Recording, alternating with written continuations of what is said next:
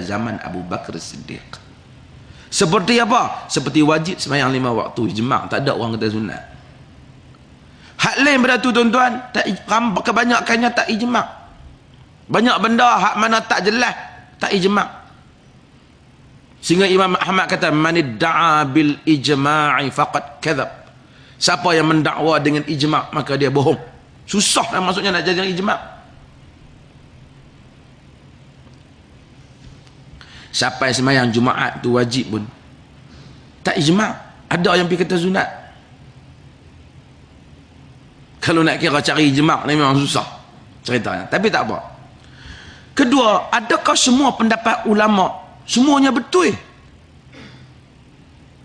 Ulama tu dihormatilah. Tapi ulama ni bukan rasul. Dia mungkin silap. Dia mungkin silap. Dia bukan rasul. Dia mungkin silap. Habis kalau ada pendapat ulama, kemudian ada Quran dan hadis tak sama pendapat ulama, kita nak pakai siapa? Quran dan hadis. Bila kita kata pendapat ulama, kita ni kadang-kadang faham, ulama kata macam ni, Quran kata macam ni. Tak. Ulama kebanyakannya sama dengan Quran. Tapi di kalangan ulama tu ada yang berbeza dengan Quran. Ataupun hadis. Biasanya orang tak berbeza dengan Quran. Quran ni jelas. Dia berbeza dengan hadis. Patah hadis tu banyak. Tentang bab Quran ni susah nak cari ulama beza dengan Quran. Dan ulama bila dia berbeza dengan Quran, bukan dia nak lawan Quran tak. Sama ada dia tersilap ataupun dia terlupa. Masuk kalau dia berbeza dengan Quran atau berbeza dengan hadis, ataupun dia tak tahu tentang hadis tu. Takkan dia tak tahu, dia ulama? Ya. Sebab pada zaman imam-imam ni tuan-tuan, walaupun mereka hebat, tapi bukan semua hadis terkumpul. Sebab tu kita jumpa Imam Syafi'i, hebat Imam Syafi'i ni, tapi dia kata as-sahhul kitab ala wajhillah al-muwatta. Kitab yang paling sahih atas muka bumi ni muwatta, Imam Malik. Sebab apa? Pada zaman Imam Syafi'i, Sahih Bukhari belum ada. Sahih Muslim belum ada. Imam Syafi'i hebat ke kita yang tak mau ikut Imam Syafi'i ni, kita hebat dari Imam Syafi'i ke? Orang tanya tak? Kita tak ada. Imam Syafi'i hebat. Tapi kita tak boleh tanya macam tu dalam agama. Hang ikut mazhab apa? Aku mazhab Syafi'i. Oh, siapa hang tak ikut Imam Malik? Hang hebat dari Imam Malik ke? Kacau tu. Hang yang tak mau ikut mazhab Syafi'i, kata hang hebat dari Imam Syafi'i ke? Hang pergi ikut pendapat ulama lain. Kita kata hang yang pergi ikut Syafi'i, hang hebat pada Imam Malik, pada Imam Ahmad, pada Imam Abu Hanifah ke? Kalau kita duk main tanya macam tu sampai pagi esok tak habis. Jadi agama kena balik pada dalil. Ulama dihormati, tetapi ada tak kadang-kadang dia silap? Ada. Habis dia silap dia masuk neraka? Tak. Dia dah berusaha nak faham, dia tersilap sebagai insan, semua anak Adam salah. Yang betul dia banyak, yang salah 2-3 tempat, maka kita minta ampun pada Tuhan. Di akhirat esok, faman thaqulat mawazinuhu fahuwa fi 'ishatin radiyah. Siapa yang berat timbangan dia belah kebaikan, maka selamatlah dari akhirat. Contoh apa tuan? Ada. Saya selalu buat contoh-contoh yang tonton pergi buka kitab Ahkamul Quran Abu Bakar Ibn Al-Arabi.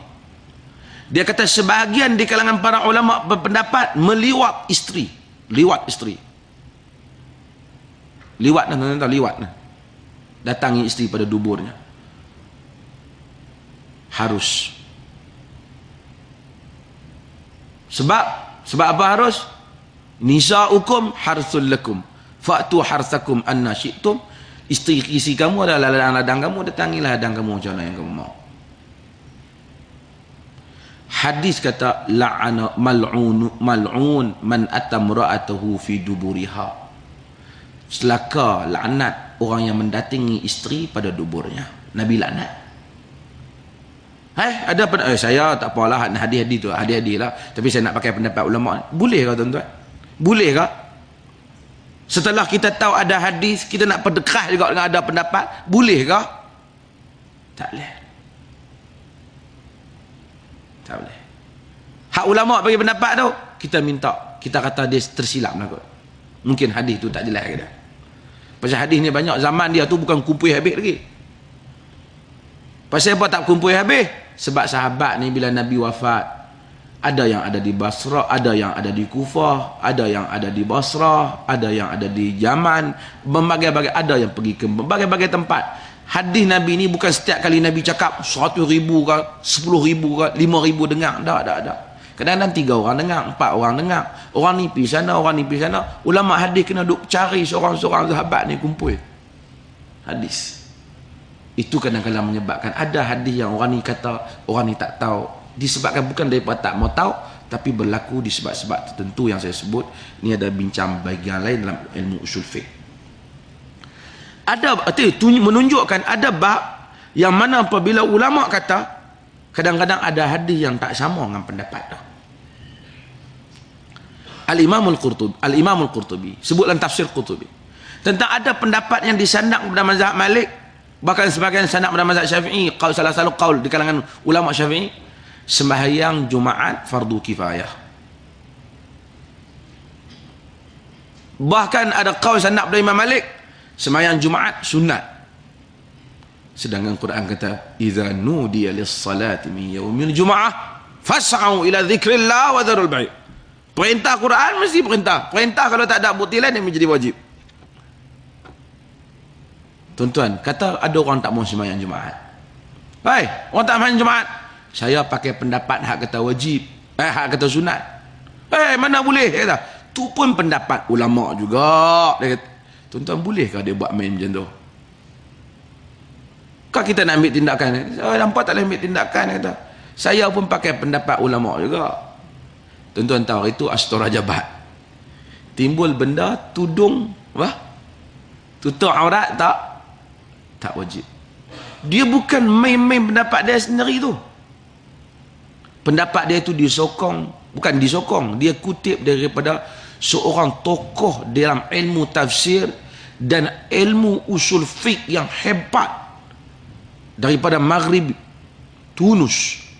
Nama dia Ibn Ashur. Ibn Ashur. Buku dia tu, kita yang mengaji Maqasidus Syara' memang pakai buku dia. Maqasidus Syari'atil Islamiyah, buku dia. Bab tafsir baik. Dia kata bab jilbab ni hanya wajib pada orang Arab ni. Bangsa yang tak pernah duk pakai jilbab ni tak termasuk wajib. Kalau ada orang tak pakai tudung, main duk pakai, kita awak tak tutup aurat kepala wanita aurat. Saya pakai pendapat ulama. Boleh ya buat macam tu, tuan-tuan? Di atas kerana ada pendapat ulama saja kita nak amal, sekalipun orang dah buat mari dalil. Saya pakai pendapat ulama, takkanlah Ibn Ashur masuk neraka kot. Kita tak kata masuk neraka, tapi tang salah, hang ikut tang salah.